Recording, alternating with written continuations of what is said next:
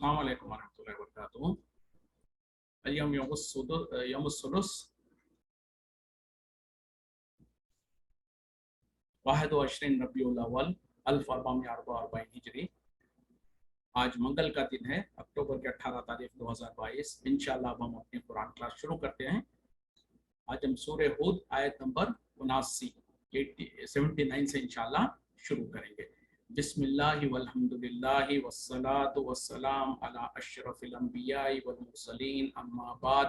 फ़अऊज़ु बिल्लाहि मिनश शैतानिर रजीम रब्बिश्रह ली सदरी वयस्सिर ली अमरी वहलुल उक़दतम मिन लिसानी यफ़क़हू क़ौली रब्बी ज़िदनी इल्मा। औज़ु बिल्लाहि मिनश शैतानिर रजीम। क़ालू, वो बोले, लक़द अलिमता, तहक़ीक़ तू जानता है, मा लना फ़ी बनातिका, नहीं है हमें तेरे बेटियों में, मिन हक़्क़िन, कोई हक़, व इन्नका लतअलमु, और तहक़ीक़ तो खूब जानता है, मा नुरीद, जो हम चाहते हैं। यानी इससे पहली आयतों में जो हमने पढ़ा था ना कि लूत अलैहिस्सलाम की कौम के अंदर जो बीमारी थी, उनके अंदर जो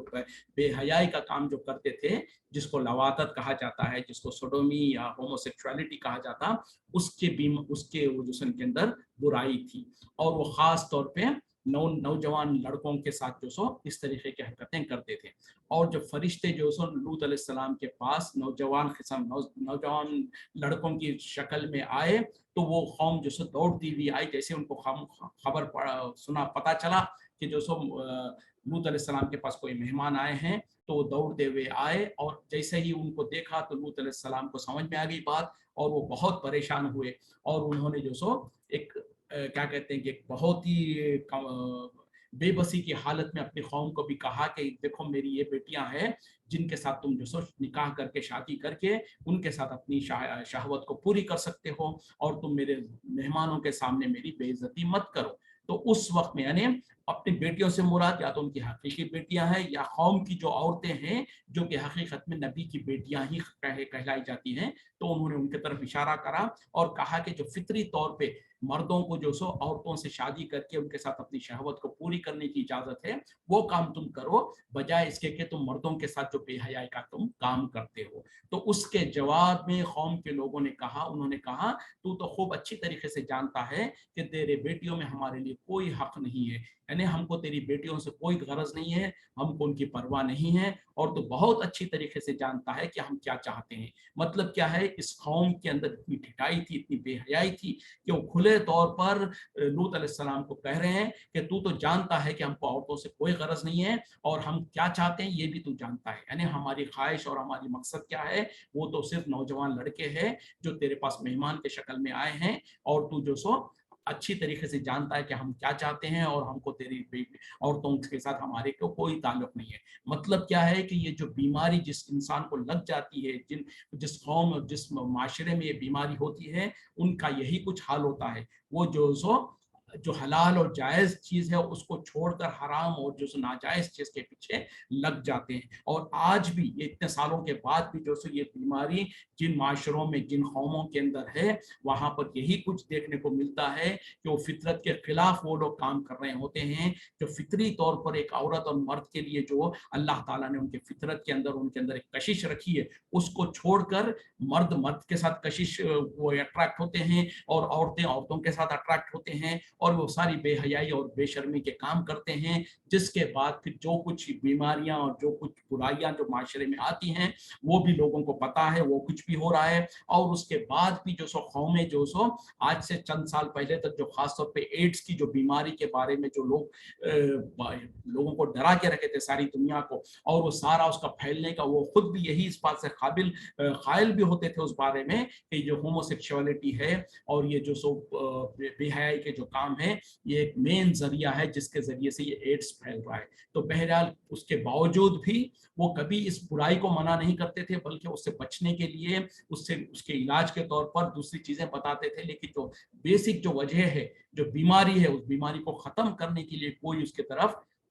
قدم نہیں اٹھاتا تھا، جبکہ اسلام جو ہمارا پاکیزہ مذہب ہے اس میں اس زمانے سے لے کے، حالانکہ لوط علیہ السلام کے وقت میں سب سے پہلے ان لوگوں نے یہ بیماری کو اور یہ گناہ کو ایجاد کیا تھا، تو اس وقت سے اللہ تعالیٰ کی طرف سے ان کے اوپر لعنت ہے، پھٹکار ہے، اور اس کے بعد جو سے اسلام کے اندر بھی اس کو سخت منع کیا گیا ہے، حرام قرار دیا گیا ہے، اور بلکہ اتنی شدت ہے کہ جو سو اگر جو مرد کے ساتھ جو فعل ہوتا ہے، اگر کسی شرعی قانون جہاں پر ہے، اسلامی حکومت جہاں پر ہے، وہاں پر اگر ایسا کیا جائے تو جس نے کیا اور جس کے ساتھ کیا دونوں کو قتل کر دینے کا حکم ہے، اور اس سے یہی سب کچھ نظر آتا ہے، اگرچہ کہ کسی نے کسی کے ساتھ کیا اور جس کے ساتھ کیا وہ اس میں راضی بھی نہیں تھا ہوگا تو اس کو بھی قتل کر دینا کیوں بظاہر لگتا ہے کہ جو سو یہ ظلم ہے، لیکن در حقیقت میں جو آج سائنس جو کہتی ہے کہ ان کے ذریعے سے جو بیماریاں جو پھیلتی ہیں تو ان بیماریوں کا سدباب کرنے کے لیے حکم دیا گیا ہے کہ دونوں کو قتل کر دیا جائے، اور بہرحال جو اور یہ تو یہ ہو گیا، اور چلتے چلتے اسی کے اگرچہ کے ٹاپک سے تھوڑا سا ہٹ کے ہے، لیکن چونکہ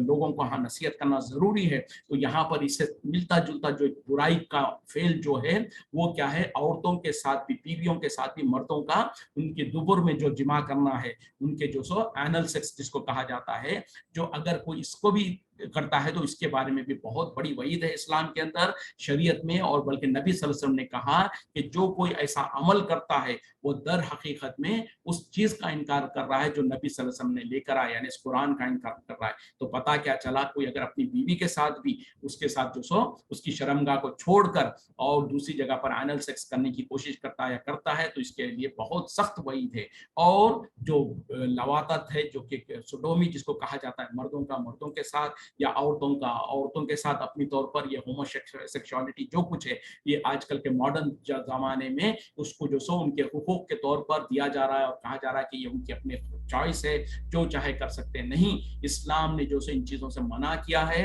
اور جہاں پر اسلامی قوانین ہے وہاں پر تو سخت اس کے لیے جو سو قانون ہے، حدیں قائم ہے، اور جہاں پر قانون بھی نہیں ہے وہاں پر بھی مسلمانوں کو بہرحال اپنے طور پر ڈرنے کی ضرورت ہے، کیونکہ اللہ کے طرف سے پھٹکار اور اللہ کے طرف سے سزا کے وعیدیں ہیں۔ اور آج انفارچونیٹلی یہ ویسٹرن میڈیا اور ویسٹرن کلچر کو دیکھ کر جو سو مسلمانوں میں بھی ہو سکتا ہے یہ چیزوں کے بارے میں اس کی برائی کو محسوس نہیں کیا جا رہا ہے اور ایکسیپٹیبل سمجھا جا رہا ہوگا، لیکن بہرحال اس کی قباحت اور اس کی جو سو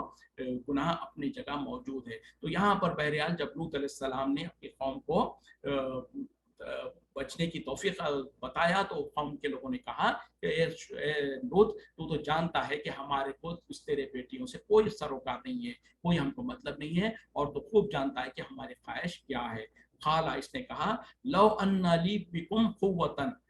کاش کہ میرے پاس تمہارے مقابلہ کرنے کی قوت ہوتی، او ابھی الی رکن شدید، یا پھر میں کسی مضبوط چیز کا سہارا لے لیتا۔ اب لوط علیہ السلام چونکہ اکیلے ہیں اور شاید ہو سکتا ان کے ساتھ تھوڑے ہی لوگ تھے اور پوری اکثریت قوم کی جو سو اس برائی میں مبتلا تھی، تو لوط علیہ السلام اپنی بے بسی کا اظہار کرتے ہوئے کہہ رہے ہیں کہ کاش میرے پاس اتنی قوت ہوتی، اتنی طاقت ہوتی کہ میں تمہارا مقابلہ کر سکتا، اور یا کہ میرے پاس کوئی ایسی طاقت ہوتی جس کا میں سہارا لے سکتا۔ مطلب کیا ہے کہ میرے پاس طاقت اور بس نہیں ہے، ورنہ تو اگر میرے پاس اتنی طاقت ہوتی یا میرے پاس اتنی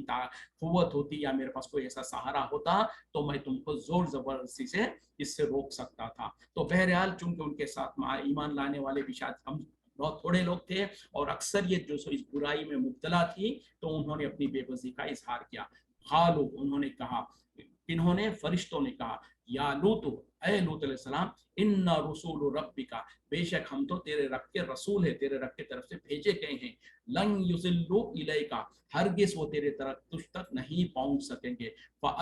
فاسر باہلک، پس تو لے نکل اپنے گھر والوں کو، بقطع من اللیل، رات کے کسی حصے میں، ولا یلتفت منکم احد، بس تم میں سے کوئی بھی جو سو پیچھے مڑ کر نہیں دیکھنا چاہیے، الا امراتک، سوائے تیری بیوی کی، انہ مصیبھا، بے شک وہ اسے پہنچنے والا ہے، ما اصابہم، جو کہ تیری قوم کو پہنچنے والا ہے، ان موعدہم الصبح، بے شک ان کا اپوائنٹمنٹ، ان کا وعدہ جو ہے وہ تو صبح کا ہے،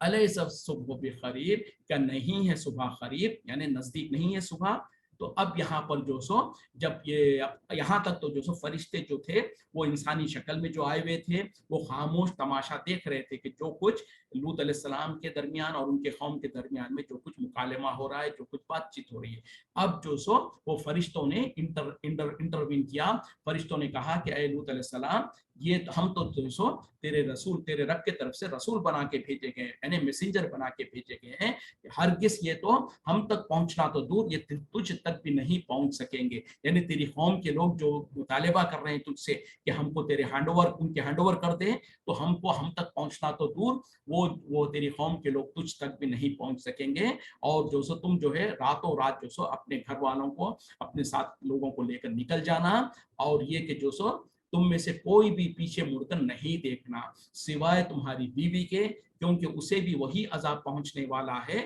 جو ان لوگوں کو پہنچنے والا ہے۔ اور ان کا جو وعدے کا جو وقت ہے وہ صبح کا ہے، اور کیا صبح قریب نہیں ہے۔ تو پتہ کیا چلا، ہو سکتا ہے شام کے وقت میں جو سو یہ ان کے مہمان جو فرشتے جو انسانوں کے شکل میں جو آئے تھے، ہو سکتا ہے شام کے وقت ان کے پاس آئے تھے ہوں، اور جب دیکھا کہ جو سو قوم اس طریقے سے حرکتیں کرنے کو ہے، تو لوط علیہ السلام نے قوم کو ڈرانے کی کوشش کیا، اور جب اس کے بعد جو فرشتوں نے دیکھ لیا سارا منظر، تو فرشتوں نے جو سو لوط علیہ السلام کو دلاسا دیا اور کہا کہ جو سو آپ گھبرائیے مت، ہم تو جو سو اللہ کی طرف سے بھیجے ہوئے ہیں۔ مطلب کیا ہے کہ ہم تو جو سو عذاب لے کر آئے ہیں، اور ان لوگوں کا ہم تک پہنچنا تو دور، یہ تو آپ تک بھی نہیں پہنچ سکیں گے۔ جیسے کہ دوسری جگہ پر اس کی اور وضاحت کی گئی ہے، تو قوم کے لوگوں نے جو سو لوط علیہ السلام کو ڈرانے لگے اور کہنے لگے کہ ان کو، یہ نوجوان لڑکوں کو جو سو ہمارے حوالے کر دو، اور کیا ہم نے تم کو منع نہیں کیا تھا کہ ہر جو آنے والا ہے اس شہر میں، اس بستی میں جو کوئی آئے گا تو ان کی جو سو کفالت کر دے یا تو ان کی طرفداری کرے۔ مطلب کیا ہے کہ یہ جو نئے لوگ آئے ہیں ان کو ہمارے حوالے کر دو، اور تمہارا ان کے ساتھ کوئی تعلق نہیں ہے۔ اس طریقے سے قوم جو سو مطالبہ کر رہی تھی۔ تو اس وقت میں فرشتوں نے کہہ دیا لوط علیہ السلام کے ساتھ کو کہ آپ فکر مت کیجیے، ان لوگوں کا ہم تک پہنچنا تو دور کی بات ہے، یہ تو آپ تک بھی ان کا ہاتھ نہیں پہنچ سکے گا۔ مطلب کیا ہے کہ اگر یہ قوم کے لوگ آپ کے اوپر کوئی ہاتھا پیری کرنا چاہتے ہیں یا آپ کو نقصان پہنچانا چاہتے ہیں تو وہ بھی نہیں کر پائیں گے۔ اور پھر جو سو لوط علیہ السلام کو کہہ دیا کہ راتوں رات تم اور تمہارے قوم والے، تمہارے خاندان یعنی جو تم پر ایمان لائے ہیں، وہ سب جو سو راتوں رات جو سو نکل جانا اس بستی سے، اور تم میں سے کوئی بھی پلٹ کر نہیں دیکھنا۔ مطلب کیا ہے کہ جب اللہ کا عذاب آنے لگے گا تو تم لوگ جب نکل جاؤ اس بستی کو چھوڑ کر، تو تم میں سے کسی کو بھی پلٹ کے دیکھنے کی اجازت نہیں ہوگی۔ اور پھر کیا کہا کہ سوائے تمہارے بیوی کے، یعنی تمہارے ساتھ وہی لوگ جائیں گے جو لوگ تمہارے خاندان میں سے اور تمہارے ساتھ جو لوگ ایمان لائے ہیں، سوائے تمہارے بیوی کے۔ مطلب کیا ہے کہ لوط علیہ السلام کی بیوی جو ہے وہ بھی لوط علیہ السلام پر ایمان نہیں لائی تھی، وہ بھی جو سو شر پسند عورت تھی، اور وہ بھی جو سو اپنی قوم کی تائید میں تھی۔ تو اس وجہ سے جو سو لوط علیہ السلام کی بیوی کے اوپر بھی جب قوم کے اوپر عذاب آئے گا تو فرشتوں نے جو سو تاکیداً کہہ دیا کہ وہی عذاب جو سو تمہاری بیوی کے اوپر بھی آئے گا۔ اور یہاں پر بھی ونس اگین دیکھیں کہ لوط علیہ السلام جو سو وقت کے نبی ہے، وقت کے رسول ہے، لیکن بیچارے کتنے بے بس اور کتنے جو سو ان کے پاس کوئی کیا کہتے ہیں کہ استطاعت نہیں ہے کہ اپنی بیوی کو ایمان پر لے آ سکے یا اپنی بیوی کو اپنے تابع دار کر سکے۔ اور اسی طریقے سے جیسے کہ نوح علیہ السلام کا معاملہ بھی ہم پڑھ چکے ہیں، نوح علیہ السلام جو سو اپنے بیٹے کے بارے میں بیٹے کو کہہ رہے ہیں کہ میرے ساتھ کشتی میں سوار ہو جا، بیٹا سوار ہونے کو تیار نہیں ہے، اور اسی طریقے سے بیٹے کو اپنے پر ایمان لانے پر اس کو جو سو مجبور نہیں کر سکے، اور یہاں تک کہ جو سو اللہ کا جب عذاب آ گیا تو وہ اللہ کے عذاب سے بھی بچا نہیں سکے۔ تو یہ ساری کی ساری جو واقعات ہے اس بات کی دلیل ہے کہ جب تک کہ اللہ کے طرف سے فیصلے نہیں ہوں گے، دنیا کا کوئی بڑے سے بڑا انسان، یہاں تک کہ وقت کا نبی اور وقت کا رسول بھی جو ہے کسی کو ہدایت دینے پر قادر نہیں ہے، کسی کو اللہ کے عذاب سے بچانے پر قادر نہیں ہے۔ جیسے کہ نبی صلی اللہ علیہ وسلم نے بھی خود اپنی بیٹی کے بارے میں دنیا میں بار بار اس کو کہہ دیا، اور لوگوں کو سمجھانے کے لیے بھی بتا دیا کہ دیکھو لوگوں، یہ نہ سمجھنا کہ میں اپنے خاندان والوں کو تو بچا سکوں گا، میں تو فلاں کو تو جیسے جنت میں لے کے جا سکوں گا۔ اپنی بیٹی کو بار بار یہی کہتے رہے کہ اس بات کی بھرم میں نہ رہنا کہ تم نبی کی بیٹی ہو، لیکن یہ ہے کہ تم اپنا عمل خود کرتے رہنا، اگر تمہارے اعمال نیک نہیں ہے تو میں بھی تمہارا کل قیامت میں کوئی کام نہیں آ سکتا۔ اسی طریقے سے ابو طالب جو ہے، جن کے لیے نبی صلی اللہ علیہ وسلم اتنی ان سے محبت کرتے تھے، چاہتے تھے کہ ان کو بھی ایمان میں داخل کریں، لیکن اللہ کے طرف سے جو سو بہرحال ایمان کا فیصلہ نہیں تھا ان کے لیے، تو اسی لیے وہ ایمان نہیں لا سکے۔ تو یہ ساری کی ساری دلیلیں اور قرآن میں جو اس طریقے کے جو ایگزامپلس آتے ہیں وہ ہم تمام کے لیے نصیحت ہے، ہم کو جاننے کے لیے، سمجھنے کے لیے کہ جب اللہ کے طرف سے مرضی اور اجازت نہ ہو تو وقت کا نبی اور رسول بھی کسی کو ایمان پر نہیں لگا سکتا ہے۔ اور اسی طریقے سے جب تک کہ کوئی انسان اپنے اعمال میں ایمان والا نہ ہو اور نیک نہ ہو تو نبی کی رشتہ داری بھی جو ہے سو اس کو جنت میں نہیں لے جا سکتی ہے۔ یعنی نبی صلی اللہ علیہ وسلم خود اپنی بیٹی کو، اپنی پھوپھی کو کہہ رہے ہیں، اسی طریقے سے جو سو ابو طالب جو آپ کے چچا ہے ان کے بارے میں بھی کہہ رہے ہیں، اور اس کے باوجود بھی جو سو ان کو کوئی فائدہ نہیں ملا۔ اسی طریقے سے یہاں پر لوط علیہ السلام جو سو اپنی بیوی کو اللہ کے عذاب سے نہیں بچا سک رہے ہیں، ادھر نوح علیہ السلام اپنے بیٹے کو جو سو اللہ کے عذاب سے نہیں بچا سکے۔ تو اس طریقے کے دلائل، اور اسی طریقے سے ابراہیم علیہ السلام اپنے والد کو نصیحت کرتے رہے، اس کو دین کی طرف بلاتے رہے، لیکن وہ نہیں آیا، تو پھر اس کے بعد اللہ تعالیٰ نے بھی منع کر دیا کہ آپ ان کے لیے بخشش کی دعا نہیں کر سکتے۔ تو یہ سارے دلیلیں اس بات کی دلیل ہے، اور ہم کو سمجھنے کے لیے ہم کو کان کھول لینے کے لیے ضروری ہے، کیونکہ آج ہمارے معاشرے میں ہم کیا سمجھتے ہیں کہ فلاں بزرگ فلاں جو ہے وہ ہم کو جنت میں لے کے چلے جائیں گے، فلاں کا ذریعہ، فلاں کے واسطے سے، فلاں کے طفیل سے ہم جنت میں چلے جائیں گے، فلاں جو سو ہم کو بخشوا لیں گے، اور فلاں جو ہے ان کے وہ جو سو ہم کو ہدایت۔ اور لوگ کیا کہتے ہیں کہ ہمارے بڑوں کے پیچھے چلو، فلاں کے پیچھے چلو تم جنت میں جاؤ گے، فلاں کے پیچھے چلو تم جو سو نجات پا جاؤ گے۔ جب نبی صلی اللہ علیہ وسلم اپنی بیٹی کو جو سو یہ کہہ رہے ہیں کہ جو سو بے میری بیٹی اپنے اعمال خود کرنا، اس بھروسے پہ نہ رہنا کہ تو نبی کی بیٹی ہے، تو نبی کا جو سو نسبت جو سو نبی صلی اللہ علیہ وسلم کہہ رہے ہیں کہ جب تک کہ تمہارے خود اعمال صحیح نہیں ہوں گے میں کچھ نہیں کر سکوں گا۔ تو آج کل جو یہ پیری مریدی خاص طور پہ ہمارے ملکوں میں جو ایک پریشانی، ایک بہت بڑی بیماری کیا ہے کہ لوگ اپنے آپ کو جو سو کسی کا مرید کر لیتے ہیں اور کہتے ہیں کہ ہم فلاں مرشد کے، فلاں شیخ کے ہم مرید ہیں، اور مرید ہونے پہ ان کو یہ ایشورنس دے دیا جاتا ہے کہ تمہارے پیر صاحب جو ہے تم کو جنت میں لے کے چلے جائیں گے، تم جو چاہے عمل کرتے رہو، عمل کرو نہ کرو، شرک کرو، کفر کرو، نمازیں پڑھو نہ پڑھو، کوئی مطلب نہیں ہے، تم فلاں کے جو سو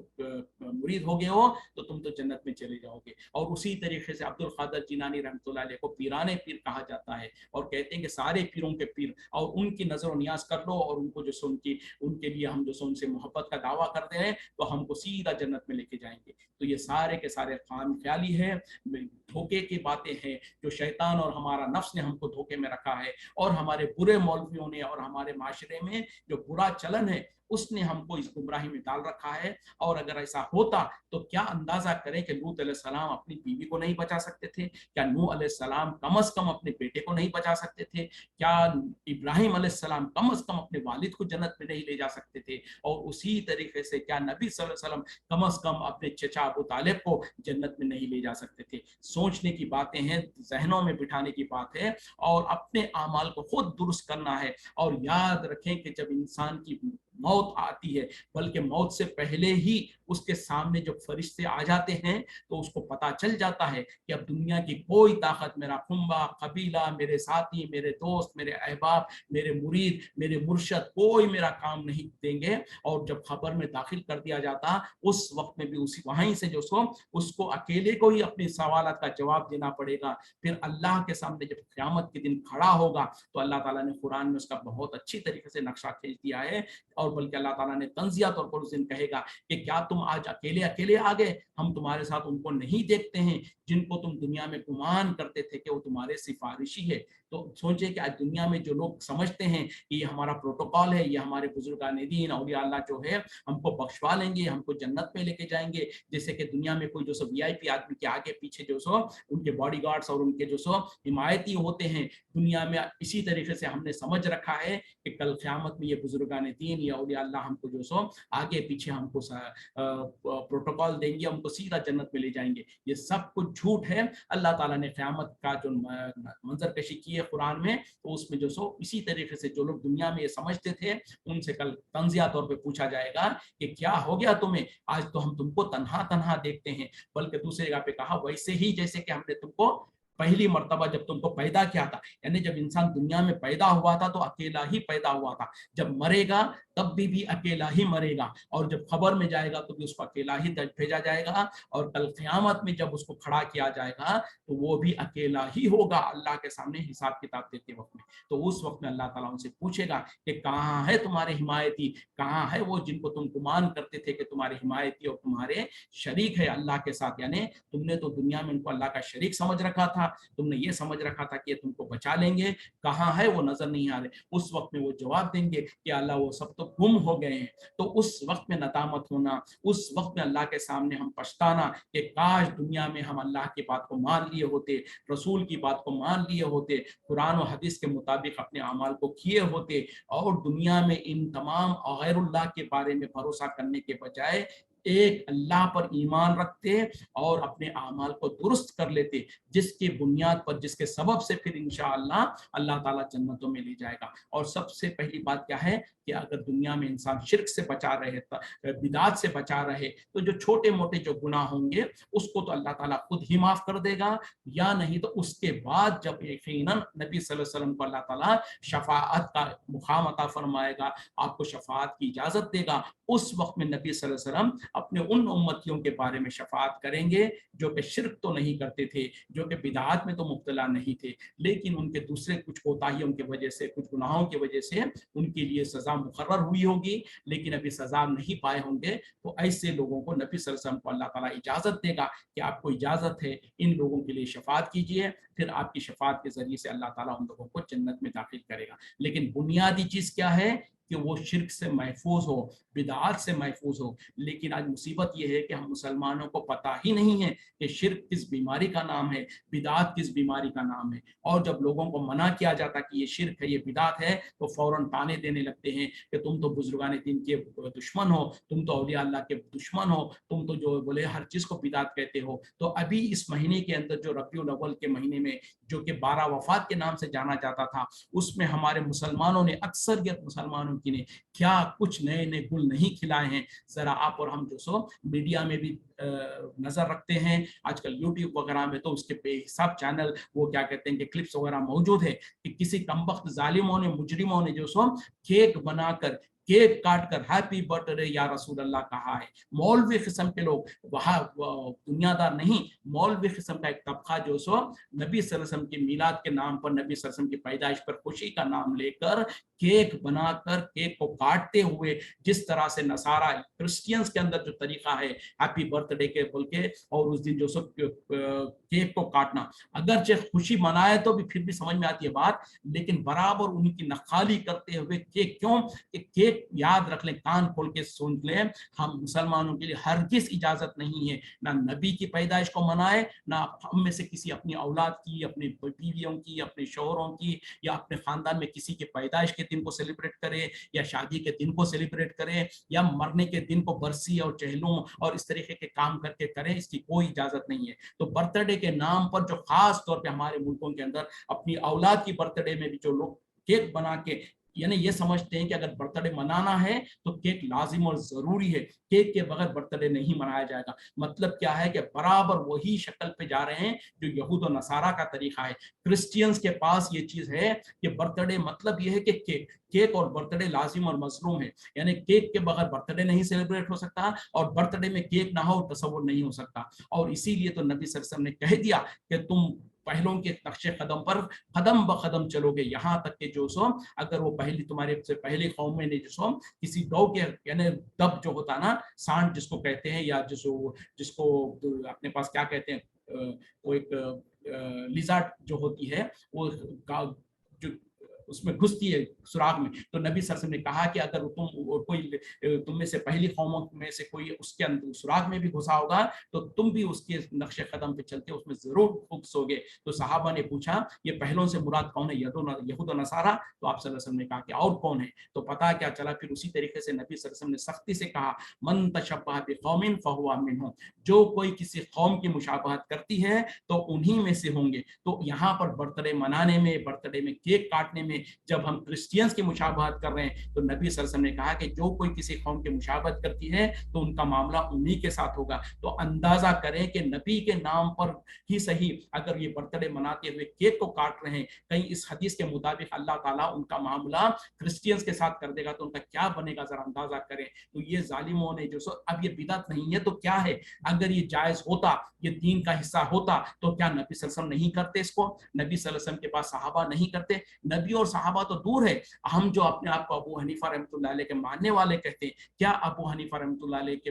بارے میں اس طریقے سے کوئی ثابت ہے کہ انہوں نے ایسا کچھ عمل کیا ہے؟ کیا فقہ حنفیہ میں کہیں پر جو سو میلاد منانے کے فوائد یا میلاد منانے کا طریقہ یا اس کے بارے میں کوئی جو سو باب باندھا گیا ہے؟ ہرگز نہیں, نہ کسی حدیث کی کتاب میں ہے, نہ فقہ کے اندر ہے. اور خود ہم بھی جانتے ہیں کہ یہ 400-500 سال سے پہلے اس کا کوئی وجود نہیں تھا. تو یہ ایک بدعت ہے, اور تو جو بدعت کرتا ہے اس کے بارے میں نبی صلی اللہ علیہ وسلم نے کیا کہا؟ کل بدعت ضلالہ وکل ضلالۃ فی النار, ہر بدعت گمراہی ہے اور ہر گمراہی جہنم میں لے جانے والی چیز ہے. اسی طریقے سے شرک کیا ہے کہ نبی کے بارے میں ایسا غلو کرنا, نبی کے بارے میں یہ سمجھنا کہ آپ کو وہ سب پورا علم تھا جو ہو چکا, جو ہونے والا ہے, یعنی غیب کے بارے میں سارا کا سارا علم تھا, یہ دعویٰ کرتے ہیں. کچھ لوگ کہتے ہیں کہ نبی صلی اللہ علیہ وسلم آج بھی خبر میں ویسے ہی زندہ ہے جیسے کہ دنیا میں زندہ تھے, اور وہ سارے چیزوں کو دیکھ رہے ہیں جیسے کہ جیسے ہاتھ میں کوئی چیز ہو, ہتھیلی میں کوئی چیز کو دیکھ سکتے ہیں اس طریقے سے. مطلب کیا ہے کہ جو اللہ کی صفت ہے, اللہ تعالیٰ اپنے عرش پر ہونے کے باوجود دنیا کے اندر, ساری دنیا کے اندر, سارے کائنات میں, آسمانوں میں, زمین میں, دریا میں, پہاڑوں پر جو کچھ ہے ان تمام کو دیکھ بھی رہا ہے, ان کو سن بھی رہا ہے, ان کی ضرورتوں کو پورا کر رہا ہے. اب کوئی عقیدہ یہ رکھے کہ نبی صلی اللہ علیہ وسلم بھی اپنے خبر میں ایسے ہی چیزوں کو دیکھ رہے ہیں, ایسے ہی لوگوں کی مدد کر سکتے ہیں, اپنی خبر سے نکل کے لوگوں کی مدد کر سکتے ہیں, تو یہ سارے کے سارے شرکی عقیدہ ہے. پھر اسی طریقے سے بزرگان دین, اولیاء اللہ کے نام پر, ان سے محبت کے نام پر نظر و نیاز کرنا, یا وہاں پر جا کر رکوع اور سجدہ کرنا, یا وہاں پر طواف کرنا, یہ شرک یا اعمال ہے. تو اگر ہمارے اندر شرک ہو یا ہمارے اندر کوئی بدعت ہو, اس کے بعد تو کسی کی بھی شفاعت, نبی صلی اللہ علیہ وسلم کی شفاعت بھی ہم کو کام نہیں آئے گی, اور دنیا کی کوئی بڑے سے بڑے طاقت نہ ہماری شفاعت کرے گی, نہ ہم کو بچا سکتی ہے اللہ کے عذاب سے. تو بہرحال ہم کو سمجھنے کی ضرورت ہے اور ہم کو اپنے اصلاح کرنے کی ضرورت ہے. تو بہرحال یہاں پر جو بات چلی تھی کہ لوط علیہ السلام کو جو سو ان فرشتوں نے کہا کہ تم اپنے قوم کو, اپنے لوگوں کو لے کر راتوں رات نکل جانا, لیکن تمہاری بیوی جو ہے وہ پیچھے رہ جائے گی, اس کے اوپر بھی وہی مصیبت آئے گی, وہی عذاب آئے گا جو قوم کے اوپر آئے گا. اور قوم کے لیے ان کا وقت جو متعین ہے وہ صبح کا وقت ہے, تو کیا صبح قریب نہیں ہے؟ مطلب کیا ہے کہ جیسے وہ شام کے وقت پر آئے ہوں گے تو بہرحال تھوڑے کچھ عرصے میں جو صبح ہوگی, اور جب صبح ہوگی تو ان کے اوپر عذاب آ جائے گا. فلما جاء امرنا, پس جب آ گیا ہمارا حکم, یعنی جب ہمارا عذاب کا فیصلہ ہو چکا, جعلنا عالیہا, ہم نے بنا دیا اس کے اوپری حصے کو سافلہا, اس کے نیچے, وامطرنا, اور ہم نے برسایا, علیہا, اس کے اوپر, حجارۃ من سجیل, کنکریوں کی پتھروں کو, منصور, جو کہ جو سو تہہ پہ تہہ آتے تھے, مسومتن عند ربک, نشان لگے ہوئے تمہارے رب کے ہاں, وما ہیا, نہیں ہے یہ, من الظالمین, ظالموں سے بھی بعید, کچھ دور. دیکھیں اب یہاں پر اللہ تعالیٰ کہہ رہے ہیں کہ جب ہمارے فلما جاء امرنا, جب ہمارا حکم آ گیا, جب ہمارا فیصلہ آ گیا, یعنی عذاب کا جب فیصلہ اللہ کی طرف سے آ گیا, تو ہم نے اس بستی کے اوپری حصے کو نیچے کر دیا. یعنی اللہ تعالیٰ کی طرف سے حکم جب ہوا تو فرشتوں نے جو سو پوری کی پوری بستی کو, پوری کی پوری زمین کو اونچائی تک لے گئے اور نیچے لا کے پٹک دیا. تو اس کو اللہ تعالیٰ یہاں پر بیان کر رہے ہیں کہ جب ہمارے طرف سے حکم آ گیا, ہمارا عذاب کا فیصلہ آ گیا, تو اس بستی کے اوپری حصے کو ہم نے نیچے کر دیا. پھر اس کے اوپر بارش برسائی, پتھروں کی بارش, یعنی جو کنکریوں کی پتھروں کی بارش برسائی گئی, جو تہہ بہ تہہ آتے تھے, یعنی ایک کے بعد ایک لیئر کے طور پر ان پر بارش برسائی گئی, اور وہ جو سو وہ کنکریوں کے نشان زدہ تھے ان کے رب کے پاس. یعنی یا تو اس کا مطلب یہ ہے کہ جس کنکری کو, جس انسان کو لگنا تھا اس کا نشاندہی تھی, یا بہرحال وہ جو بھی ہے, تو اللہ تعالیٰ کہہ رہے ہیں کہ ان کنکریوں کے ذریعے سے جو کہ نشان زدہ تھے اپنے رب کے پاس, ان کے ذریعے سے ان کو ہلاک کر دیا گیا. اور کیا یہ یہ تو ظالموں سے دور نہیں تھا۔ مطلب کیا ہے کہ اللہ کا جب عذاب آیا تو ساری کی ساری قوم کو جو سو تہس نہس کر دیا گیا، اور جو سو ان کو یہ بہرحال یہاں پر اس کی ذکر نہیں ہے، لیکن حضرت لوط علیہ السلام اور ان کے ساتھ جو ایمان والے تھے، جیسے کہ فرشتوں نے کہہ بھی دیا تھا ان کو کہ رات ہوتے ہی رات کے حصے میں تم نکل جانا، تو ان لوگ تو نکل گئے، ان کو تو نجات مل گئی، اور پیچھے کی جو قوم رہ گئی تھی ان تمام کے تمام کو اللہ تعالیٰ کے حکم سے، اللہ کے عذاب سے ہلاک کر دیا گیا، برباد کر دیا گیا۔ اور جیسے کہ یہ جو آج بھی جو سو جارڈن وغیرہ کے پاس جو سو یہ جو ان کا علاقہ ہے، جو خاص طور پہ سدوم اس کا جگہ کا نام ہے، اور عرب انگلش میں بھی پتہ نہیں اس کا کچھ نام ہے، تو آج بھی وہاں پر کہتے ہیں کہ ان کے باقیات اور ان کے کھنڈیرات وغیرہ موجود ہے، جہاں پر وہ انسانوں کو جس طریقے سے جو سو جیسے ان کی کیا کہتے ہیں کہ ان کو فروز کر دیا گیا، یا ان کے اوپر جب عذاب آیا تو جس طریقے سے وہ ہو گئے، تو بہرحال ان کے نشانات اور ان کے کھنڈرات آج بھی باقی ہے کہا جاتا ہے، واللہ عالم۔ تو بہرحال اس میں بھی ہمارے لیے نصیحت کیا ہے کہ جو انسان اللہ کے حکم کی مخالفت کرتا ہے تو اللہ تعالیٰ اس وقت میں بھی اس کو عذاب دینے پر اور سزا دینے پر قادر تھا، آج بھی قادر ہے، رہتی دنیا تک بھی قادر ہے۔ یہ اور بات ہے کہ پہلی قوموں کو جس طرح سے پوری قوموں کو اللہ تعالیٰ ہلاک کرتا تھا، اس طریقے سے آج ہلاکت نہیں کرے گا، لیکن اس کا ہرگز مطلب یہ نہیں ہے کہ اللہ تعالیٰ ان پر کوئی عذاب نہ لائے، بلکہ کچھ پچھلے تاریخ میں جو سو کچھ سالوں میں خاص طور پہ کہیں کہیں پر جو زلزلے آئے، کہیں کہیں پر جو سو لوگوں کو اجتماعی طور پر جو ہلاکتیں ہوئی ہے، وہاں پر کچھ لوگوں نے، دانش مند لوگوں نے اور جو غور و فکر کرتے ہیں ان لوگوں نے جب تحقیق کیا تو ان بستیوں میں، ان شہروں میں دیکھا گیا ہے کہ وہاں پر بھی یہ لواطت، یہ سوڈومی اور ہوموسیکشوالٹی وغیرہ کی اس طریقے کے برے اعمال بہت زیادہ عروج پہ تھے، اور اس کے بعد پھر وہاں پر اللہ تعالیٰ نے زلزلوں کے ذریعے سے یا کوئی اور عذاب کے ذریعے سے اجتماعی طور پر بہت سارے لوگوں کو ہلاک و برباد کیا ہے۔ تو بہرحال یہ اللہ کا قانون ہے، یہ اللہ کا طریقہ ہے، اللہ تعالیٰ جیسے چاہے اپنے مخلوقات میں سے جب چاہے ان کو سزا دے۔ تو اللہ سے ہم دعا کرتے ہیں کہ اللہ تعالیٰ ہم کو اس طریقے کے اجتماعی عذابوں سے بچائے، اور ہم اس مسلمان قوم کو ان برائیوں سے، ان بے حیائیوں سے اور ان گناہوں سے بچائے رکھے جس سے اللہ تعالیٰ نے جس کے اوپر حدیں قائم کیا ہے۔ وآخر دعوانا الحمدللہ رب العالمین، سبحانک اللہم و بحمدک، اشہد ان لا الہ الا انت، استغفرک و اتوب الیک۔ السلام علیکم ورحمۃ اللہ وبرکاتہ۔ آج کچھ ساتھی ماشاءاللہ پرانے جو پہلے نہیں آتے تھے وہ آ رہے ہیں، ان تمام کو ہم دوبارہ ویلکم کرتے ہیں، اور گزارش ہے کہ آج کل ہم جو 8:45 کو کلاس شروع کر رہے ہیں، آپ لوگ پابندی کے ساتھ جوائن کرنے کی کوشش کریں، انشاءاللہ فائدہ ہوگا۔ السلام علیکم ورحمۃ اللہ وبرکاتہ۔